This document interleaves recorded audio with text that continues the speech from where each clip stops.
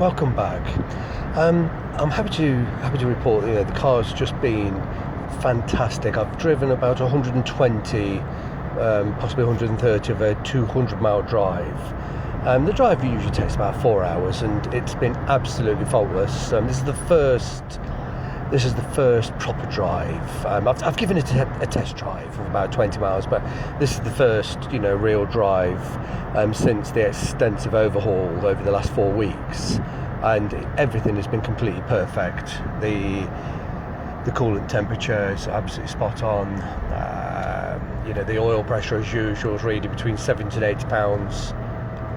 It's charging perfectly at 13.8 volts.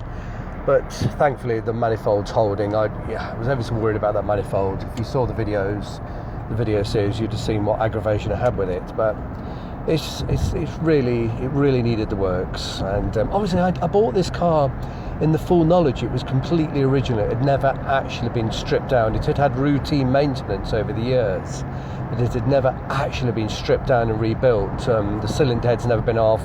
It turns out the fuel injectors had never been removed. It had all of its original hoses, which were rock hard, all of its original coolant hoses, which were perished and sort of swollen.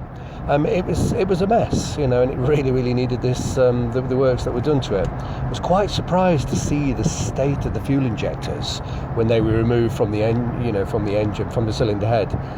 They were just in terrible state, but they were still working, even though they were quite blocked.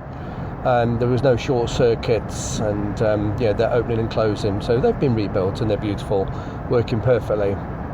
So thankfully all of that work's out of the way, and that's behind me. I do rather hope to be able to not have to do any heavy works on the car during the extreme cold months, December, January time. I do have to work in the street, and it's not very nice. It's perfectly fine in the summer months, but it's trying, to say the least, in the winter months. But if it has to be, it has to be. But the next major works really are going to be on the suspension. The rear suspension's got extremely soft springs.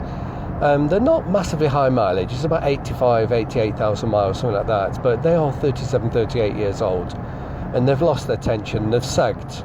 The fronts seem okay, but there's no evidence that they've ever been changed. But to be truthful with you, I want to change all of the bushers, every sort of ball joint and so on the front suspension. And I'm not going to be dismantling the front suspension and removing the springs to put the old ones back in. I will put brand new springs in there. It's a big job, and I'm hoping that I can wait till the spring, perhaps March, when at least the weather's cool rather than bloody freezing. It gives me 2 or 3 months to sort of slowly buy the parts I'll need.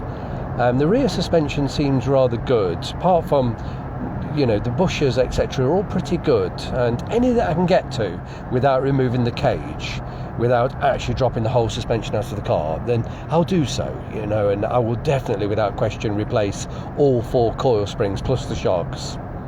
What else will it need? I do know it had a reconditioned steering rack about a year ago, which is rather good. There's nothing there. I will change the track rod ends.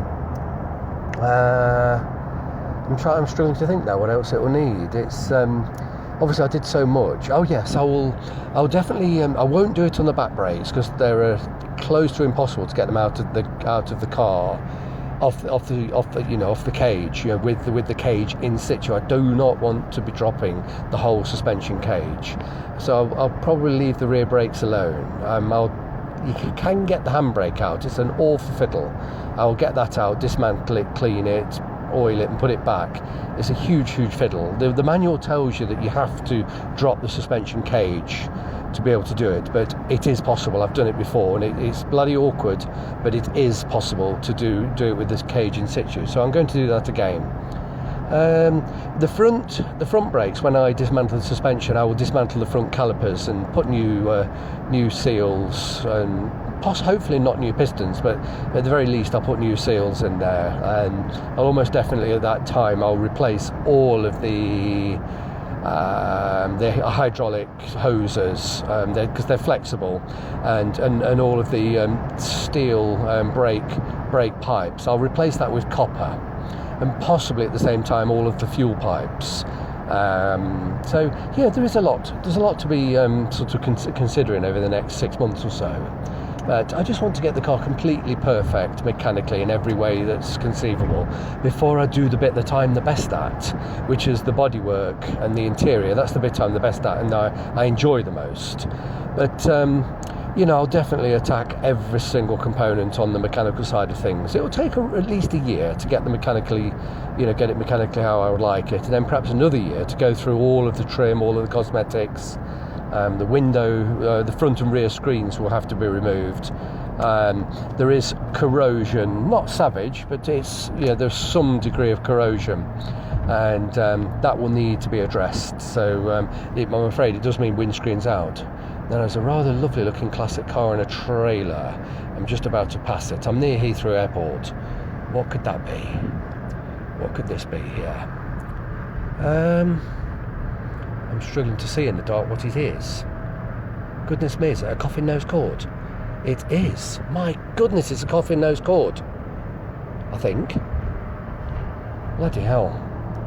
Yes. Yeah, that's a 1936 to 1938 Coffin Nose Cord. Absolutely staggering. But anyway, let's carry on.